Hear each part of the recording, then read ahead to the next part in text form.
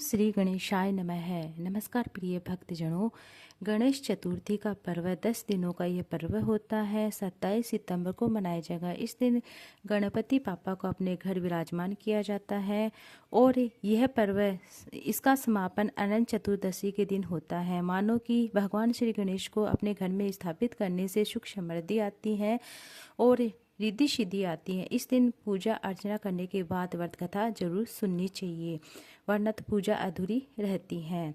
अब गणेश चतुर्थी की व्रत कथा। पुराणों के अनुसार एक बार सभी देवता संकट में घिर गए थे। परेशान होकर भगवान शिव के पास पहुंचे। उस समय भगवान शिव माता पार्वती अपने दोनों पुत्र कार्तिकेय गणेश जी के साथ मौजूद थे। देवताओं की समस्या सुनकर भगवान शिव ने अपने पुत्रों से कहा कि तुम दोनों में से इनकी समस्याओं का निवारण कौन कर सकता है। ऐसे में दोनों ने एक ही स्वर में खुद को योग्य बताया। तभी भगवान शिव असमंजस में पड़ जाते हैं कि ये कार्य किसको सौंपा जाए। तो ऐसे में भगवान शिव ने एक तरकीब निकाली। अपने पुत्र से कहा कि तुम दोनों में से जो सबसे पहले इस पृथ्वी का चक्कर लगाकर आएगा वही देवताओं की मदद करने जाएगा। शिव जी की बात सुनकर कार्तिकेय अपने वाहन मोर पर बैठकर निकल गए। लेकिन गणेश जी सोचने लगे कि मूषक पर बैठकर कैसे इतनी जल्दी पृथ्वी की परिक्रमा कर पाऊंगा। बहुत सोचने विचारने के बाद अपने स्थान से उठे और अपने माता पिता की 7 बार परिक्रमा करके अपने स्थान पर वापस बैठ गए। कार्तिक जी के आने का इंतजार करने लगे। भगवान शिव ने गणेश जी से परिक्रमा न करने का कारण पूछा तो उन्होंने कहा कि माता पिता के चरणों में ही समस्त लोक है। उनके इस जवाब से भगवान शिव भी प्रसन्न हो जाते हैं, उन्हें देवताओं की मदद करने का कार्य सौंप देते हैं। साथ ही वे भी कहा कि हर चतुर्थी के दिन जो तुम्हारी पूजा और उपासना करेगा उसके सभी कष्टों का निवारण हो जाएगा। कहते हैं कि गणेश चतुर्थी के दिन व्रत कथा सुनने और पढ़ने से सभी संकटों का नाश होता है। अब गणेश चतुर्थी की दूसरी कहानी। पूर्व काल में राजाओं में सर्वश्रेष्ठ राजा नल था। उसकी रूपवती नाम का दमयंती नाम की एक रानी थी और शाप वंश राजा नल को राज्य युक्त खोना पड़ा और रानी के वियोग में कष्ट सहना पड़ा। ये तब दमयंती ने इस व्रत के प्रभाव से अपने पति को प्राप्त किया था। राजा नल के ऊपर विपत्तियों का पहाड़ टूट पड़ा था। डाकुओं ने उनके महल से धन तथा जो भी गजशाला से हाथी, घुड़सवार, घोड़े, हिरण जो भी थे महल में और अग्नि से जला दिया। राजा नल की जुआ खेलकर सब हार गए थे। राजा नल असहाय होकर रानी के साथ वन में चले गए थे। श्रापवश स्त्री से भी वियोग हो गए थे। कहा जाता है कि राजा और कहीं रानी दुखी होकर देश छोड़ देते हैं। एक समय उनमें दंपति को महर्षि सरभंग के दर्शन दिए। दंपति ने मुनि को हाथ जोड़कर नमस्कार किया और प्रार्थना की, प्रभु मैं अपने पति से किस प्रकार मिलूंगी। सरभंग मुनि ने बोले कि दमयंती, भादों की जो चौथ आती है, शुक्ल पक्ष की चौथ आती है, एक दंत गजानन की पूजा करनी चाहिए। तुम भक्ति भाव श्रद्धा पूर्वक गणेश चौथ का व्रत करो, तुम्हारे स्वामी तुम्हें मिल जाएंगे। सरभंग मुनि ने कहने पर दमयंती ने भादों महीने की गणेश चतुर्थी का व्रत प्रारंभ किया। 7 मास में ही अपने पुत्र और पति को प्राप्त कर लिया। इस व्रत के प्रभाव से नल ने सभी सुख प्राप्त कर लिए थे। विघ्न का नाश करने वाला और सुख देने वाला ये सर्वोत्तम व्रत होता है। गणेश चतुर्थी की तीसरी कथा। गणेश चतुर्थी का व्रत हर साल भादो माह के शुक्ल पक्ष की तृतीया तिथि को आता है। नंदीश्वर कहते हैं कि आप लोग दंतचित होकर इस कथा को स्मरण करें। भादो शुक्ल चतुर्थी को सदैव सावधानी पूर्वक गणेश जी के शुभदायक व्रत करें। और हे विप्रवर, नर या नारी जो भी इस व्रत को करते हैं वे तुरंत ही कष्टों से छुटकारा पा लेते हैं। उन्हें सभी कलंकों का शमन और विघ्न निवारण होता है। सुनसान वन में विषम परिस्थिति में अदालत संबंधित मामले में संपूर्ण कार्यों में सफलता देने वाला ये व्रत संपूर्ण व्रतों में सर्वश्रेष्ठ होता है। यह व्रत विश्व विदुल और गणेश जी को परम प्रिय है। संत कुमार जी पूछते हैं कि प्राचीन में इस व्रत को किसने किया था, इसका प्रचार मृत्युलोक में किस तरह हुआ था, आप गणेश जी के व्रत को विस्तार पूर्वक कहिए। नंदीश्वर ने कहा कि इस व्रत को सर्वप्रथम प्रतापवान भगवान वासुदेव जगन्नाथ जी ने किया था। जब उन पर झूठा दोषारोपण हुआ तो उसके समनार्थ नारद जी ने उन्हें इस व्रत को करने के लिए कहा था। संत कुमार ने आश्चर्यचकित होकर पुनः प्रश्न किया कि हे नंदीश्वर, श्री कृष्ण जी सर्वगुण संपन्न ऐश्वर्य युक्त भगवान है, सृष्टि करता है, पालन करता है, संहार करता है, अव्यय और प्रेम में निगुण और सगुण है। ऐसे घट घटवासी भगवान कृष्ण को मिथ्या कलंक किस प्रकार लग गया था, और यह बात बहुत ही विस्मयकारी है। हे नंदीश्वर, आप इस उपाख्यान का वर्णन कीजिए। नंदीश्वर कहने लगते हैं कि पृथ्वी का हरण करने के लिए भगवान विष्णु और हलधर बलराम जी ने वसुदेव पुत्र रूप में अवतार लिया था। मगध सम्राट जरासंध के बार बार आक्रमण करने के कारण कृष्ण जी ने विश्वकर्मा द्वारा समुद्र में स्वर्ण निर्मित द्वारिकापुरी बनाई। उसी पुरी में 16,000 रानियों के लिए 16,000 सुंदर महल का निर्माण किया। उन रानियों के निवास के उपभोग के निमित्त पारिजात वृक्ष का आरोपण किया और इसके अतिरिक्त 56 करोड़ यादवों के लिए 56 करोड़ भवनों की व्यवस्था की। और ब्राह्मण, जिनमें अन्य है ब्राह्मण, क्षत्रिय, वैश्य, शूद्र लोगों के निवास का प्रबंध कराया। जहाँ उन जनता शांतिपूर्वक बसती थी, त्रिलोक में उपलब्ध होने वाली जितनी भी वस्तुएं थी सभी का वहां संग्रह किया गया था। उस द्वारिकापुरी में उमर नामक यादव, सत्राजित और प्रसेन नामक 2 पुत्र हुए। समुद्र तट पर स्थित भाव से सूर्य नारायण को प्रसन्न करने के लिए वीर्यवान सत्राजित तपस्या करने लगते हैं और वे निराहार रहकर सूर्य की कठोर तपस्या कर और टकटकी बांध कर आराधना करने लगते। भगवान सूर्य प्रसन्न होकर सत्राजीत के समक्ष प्रकट होते हैं। सत्राजीत भी अपने आराध्य के दर्शन से बहुत प्रसन्न हो जाते। सत्राजीत स्तुति करने लगते कि हे तेजपुंज, हे स्वतः प्रकाशवान, हे कश्यप, हे हरीश्वर, आपको मेरा बारंबार प्रणाम है।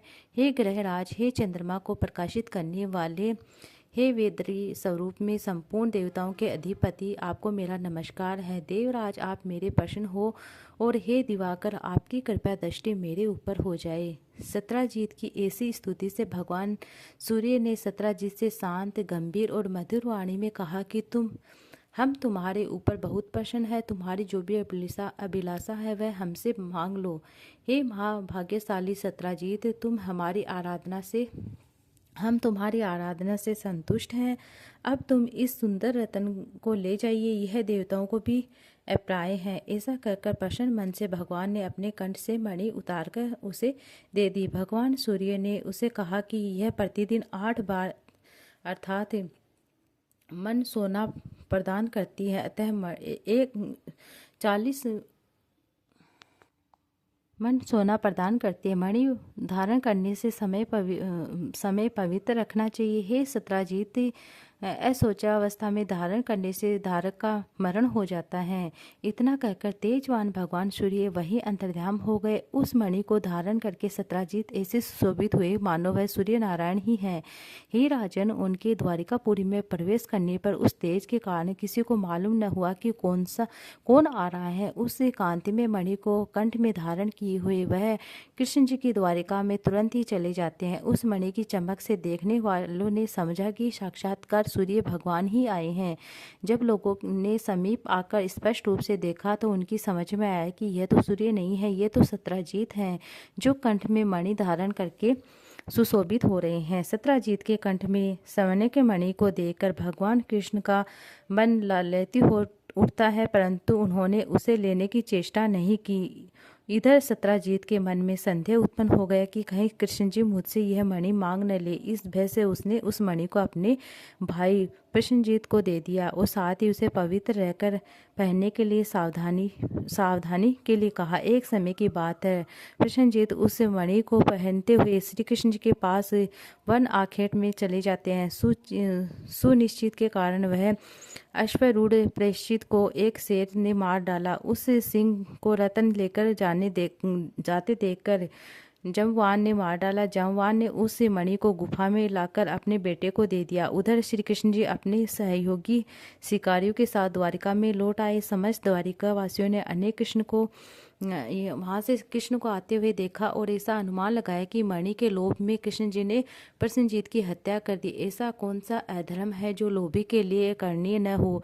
लोभी को अपने गुरुजनों का ही लोभी तो ऐसा होता है कि वह अपने गुरुजनों का ही वध कर डालता है। इसी प्रकार की चर्चा सब लोगों में झूठ फैल गई। झूठे दोषारोपण से कृष्ण भगवान ने मन में दुख हुआ और वे किसी से बिना कहे चले जाते हैं। किसी सुनसान जगह पर नगर में चले जाते हैं और वन में जाकर कृष्ण ने देखा कि एक स्थान पर प्रसन्नजीत सिंह द्वारा मृतक होकर पड़े हैं। सवारी के साथ प्रसन्नजीत ने पद चिन्हों से सवारी कहा कि जहाँ ऋक्ष ने सिंह को मारा था, रक्त बिंदु के आकार पर भगवान श्री कृष्ण की गुफा में घुसे और ऋतुराज की गुफा बहुत ही भयंकर थी। उसमें गहन अंधेरा था, अतः भयंकर, और उसमें गहन अंधेरा था, अतः प्रजाजनों को गुफा द्वार छोड़कर भगवान श्री कृष्ण अकेले उसे प्रविष्ट हो जाते। अपने तेज से अंधकार निवारण करते हुए भगवान उस गुफा में 400 कोस तक चले गए। वहां पहुंचने पर उन्होंने रमणीय स्थान और महल देखा। वहां पर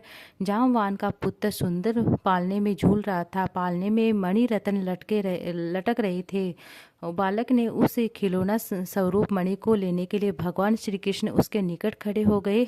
रूप लावण्य से पूर्ण कमल नयनी किशोरी उस पालने को झुला रही थी। वह मंद मुस्कुराती हुई अपने मुस्कान को बिखेरते हुए उसी नवयुवती बाला को देखकर भगवान श्री कृष्ण विस्मित हो गए। वह कमल मुखी वाला धीरे धीरे, तुम क्यों रो रही हो? देखो, प्रसन्नजीत को सिंह ने मार डाला है। सिंह को हमारे पिता ने मार यह समैंक मणि मुझे खेलने के लिए ला दी है।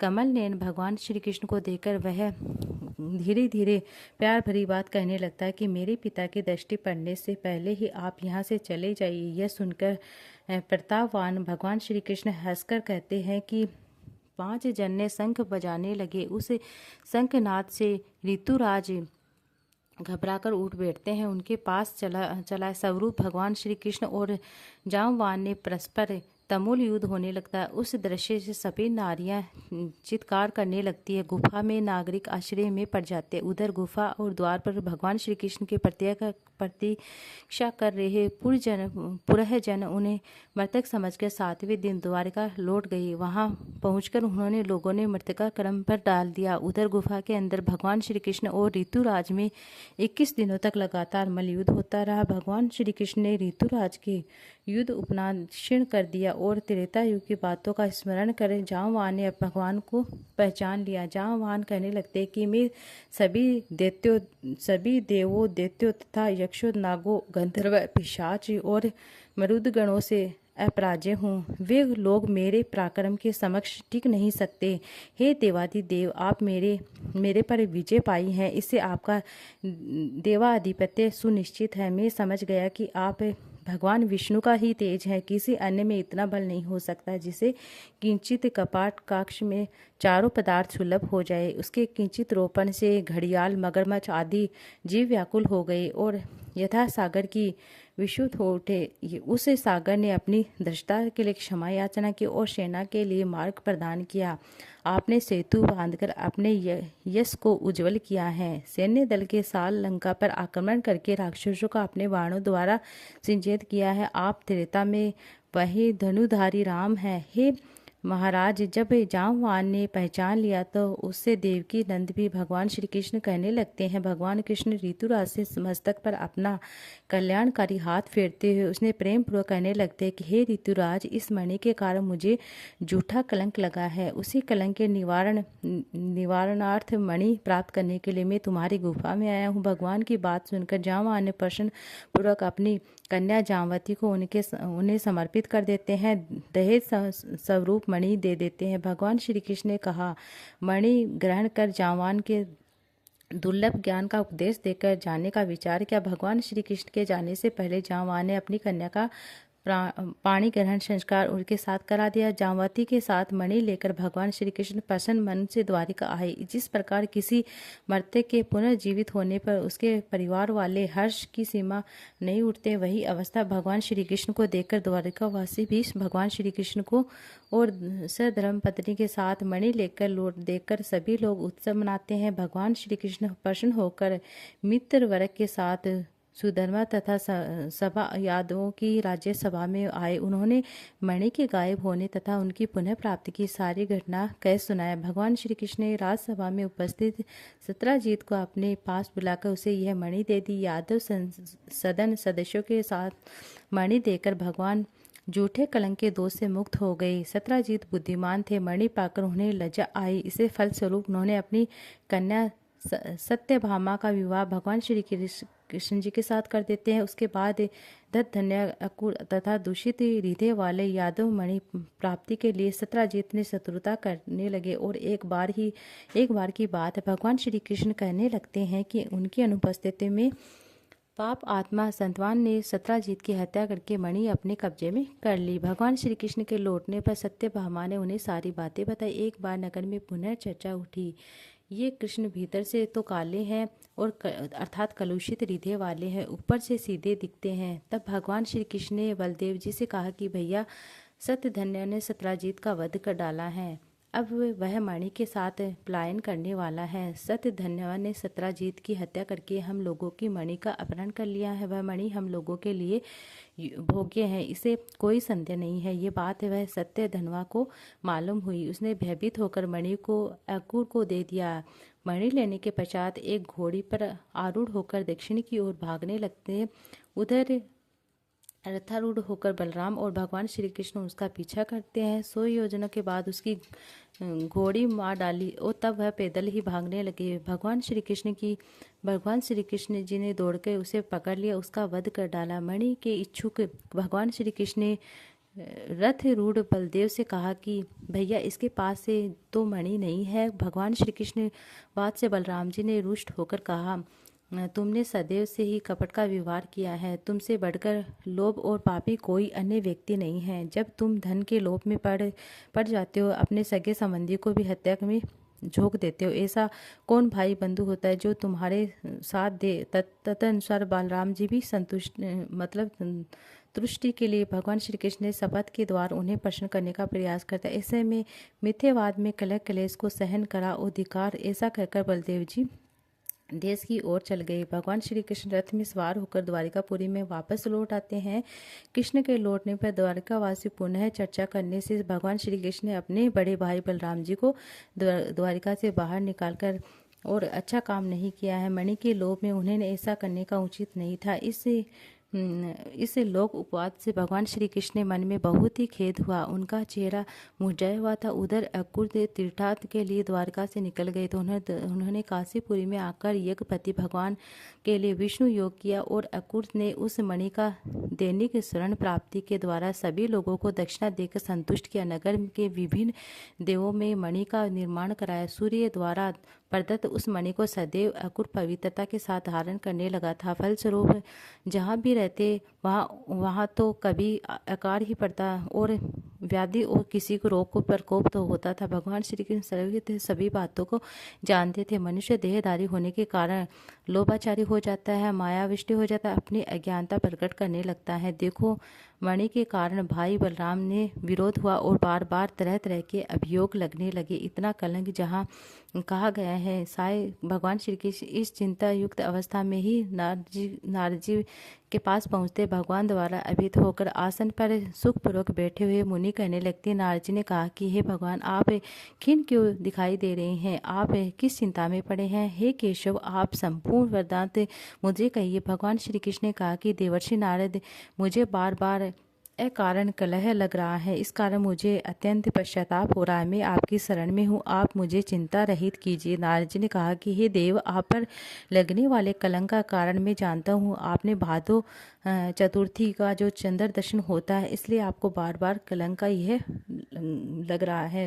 नारद जी की बात सुनकर भगवान श्री कृष्ण सारंगी वाणी में कहने लगते, हे देवर्षि नारद जी, चतुर्थी के दर्शन से कैसे दोष लगा है, जबकि द्वितीया के चांद का लोग दर्शन करते हैं, उसका सुंदर फल पाते हैं। नारद जी ने कहा कि स्वयं गणेश जी ने दर्शनीय रूप वाले अर्थात सुंदरतम रूप पर गर्व करने वाले चंद्रमा को श्राप दिया था कि आज के दिन जो लोग तुम्हारे दर्शन करेंगे, समाज में उन्हें व्यर्थ ही निंदा का पात्र बनना पड़ेगा। भगवान श्री कृष्ण ने कहा कि हे मुनिवर, अमृत की वृष्टि करने वाले चंद्रमा को गणेश जी ने जो श्राप दिया था, आप सर्वोत्तम उपाख्यान का विस्तृत वर्णन कीजिए। नारद जी ने उत्तर दिया कि प्राचीन काल में ब्रह्मा विष्णु शिव ने मिलकर गणेश जी को अष्ट सिद्धि नवनिधि को पत्नी स्वरूप प्रदान किया था।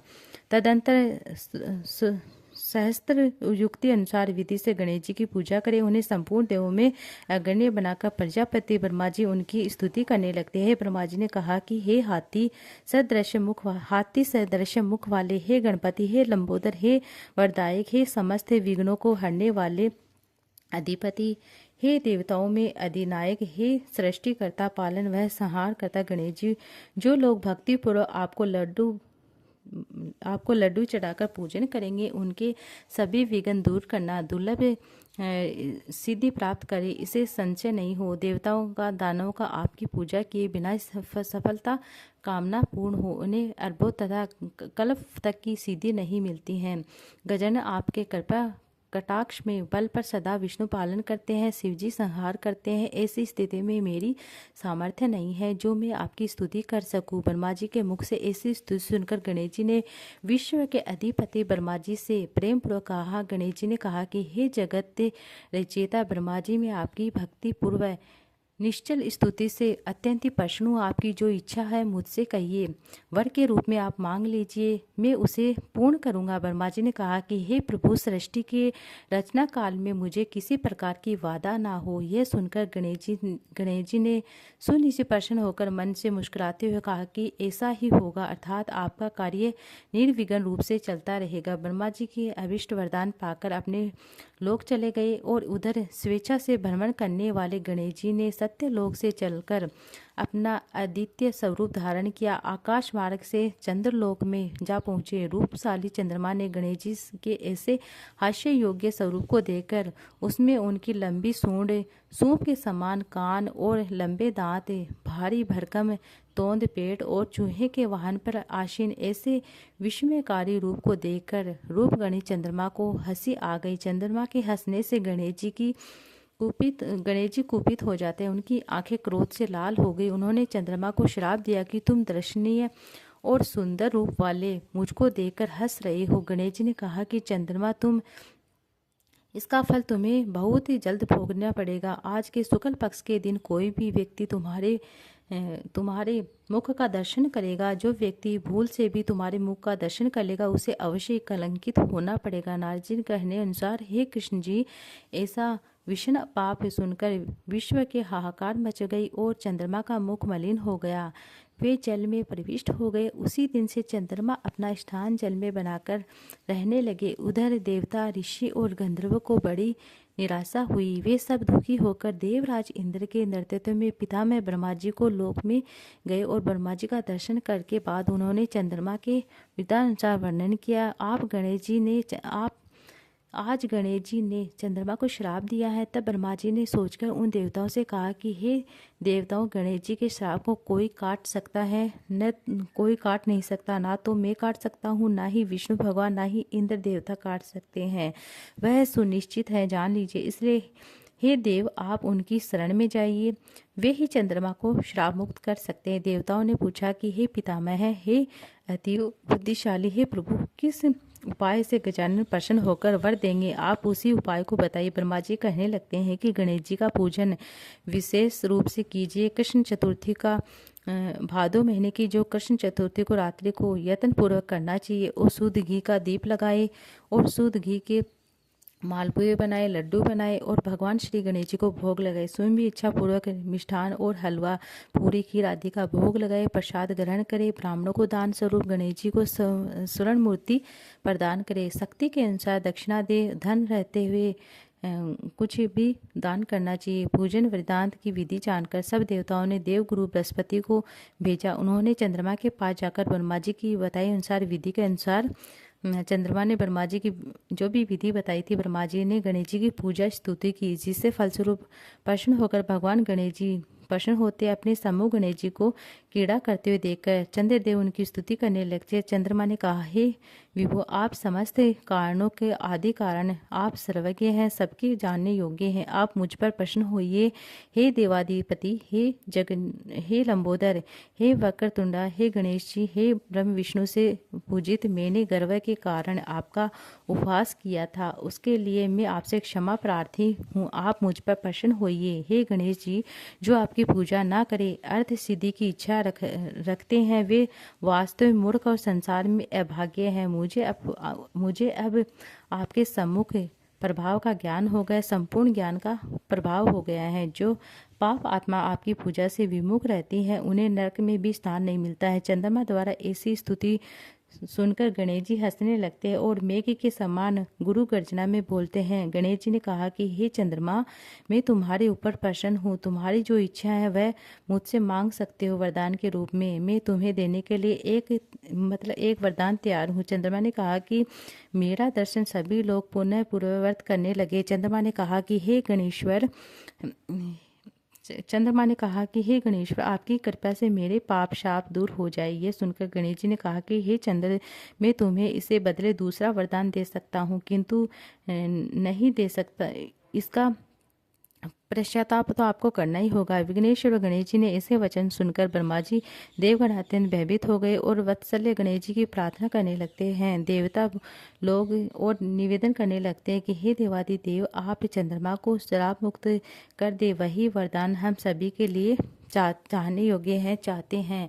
आप ब्रह्मा जी के बड़पन का विचार कर चंद्रमा को श्राप मुक्त कर दे। देवताओं की बात सुनकर गणेश जी ने बड़े ही आदर के साथ कहा कि आप लोग मेरे भक्त हैं, अतः मैं आप लोगों को अभिष्ट वर प्रदान करता हूँ। गणेश जी ने कहा कि जो लोग भादर सुदी चौथ को चंद्रमा का दर्शन करके उन्हें मिथ्या कलंक को अवश्य ही लगेगा और इसमें कोई संदेह नहीं है। किंतु महीने के आरंभ में ही शुक्ल द्वितीया के दिन जो व्यक्ति हर महीने के निरंतर तुम्हारा दर्शन करे और उन्हें भादर सुदी चौथ के दर्शन का दुष्परिणाम नहीं भोगना पड़ेगा। नारद जी ने कहे अनुसार कृष्ण तभी से द्वितीया के दिन सब लोग आदरपूर्वक चंद्रमा दर्शन करने लगे और स्वयं गणेश जी ने द्वितीया के चंद्र दर्शन की महत्ता का वर्णन किया है। किंतु दूज के चंद्रमा का दर्शन करने वाले को पाप आत्मा भाद्र शुक्ल पक्ष को तुम्हारा दर्शन करे, उन्हें 1 वर्ष के भीतर ही मिथ्या कलंक का भागी होना पड़ेगा। इससे पश्चात चंद्रमा ने गणेश जी से पूछा कि यदि ऐसी घटना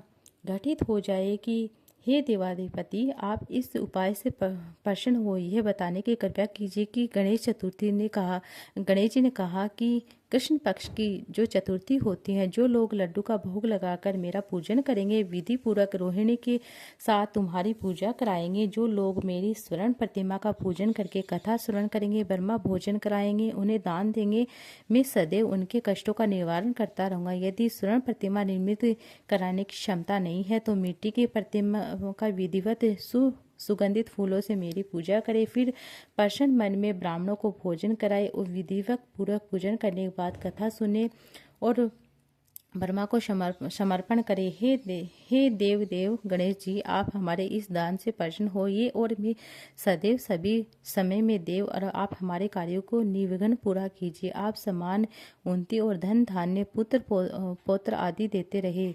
हमारे वंश में विद्वान गुणी और आपके भक्त पुत्र उत्पन्न हो। तदंतर ब्राह्मणों को यथाशक्ति दक्षिणा दे और नमकीन पदार्थों से विरहित होकर लड्डू, मालपुए, खीर आदि मीठे पदार्थों का ब्राह्मणों को भोजन करे, स्वयं इच्छा अनुसार भोजन करे। इस प्रकार व्रत रहकर पूजन करे।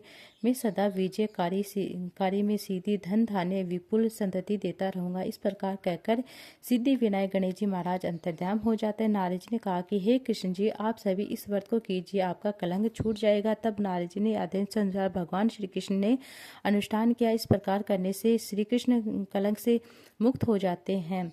जो कोई आपके समय वर्णित उपाख्यान को सुनने, चंद्रमा के चरित्र का कथा सुनते हैं, उन्हें भाद्र शुक्ल चतुर्थी के दर्शन का दोष नहीं लगेगा। जब भी मानसिक संकट या किसी तरह का संशय उत्पन्न हो, चंद्रमा का दर्शन भूल से भी नहीं करना चाहिए। नियमित इस कथा को सुनना चाहिए। और ऐसा देवताओं ने वर्णन किया है कि कृष्ण जी के और गणेश जी की आराधना करते वक्त पूजन में उन्हें प्रश्न किया और मनुष्यों को चाहिए कि कथा अवश्य सुने। नर तथा नारी किसी प्रकार का संकट आने पर इस व्रत के कारण से उन्हें सभी मनोरथ पूर्ण हो जाते हैं। विघ्न विनायक भगवान की जय हो। और विघ्न विनायक गणेश जी की प्रसन्नता से मनुष्यों को संसार में सभी पदार्थ सुलभता से प्राप्त हो जाते हैं।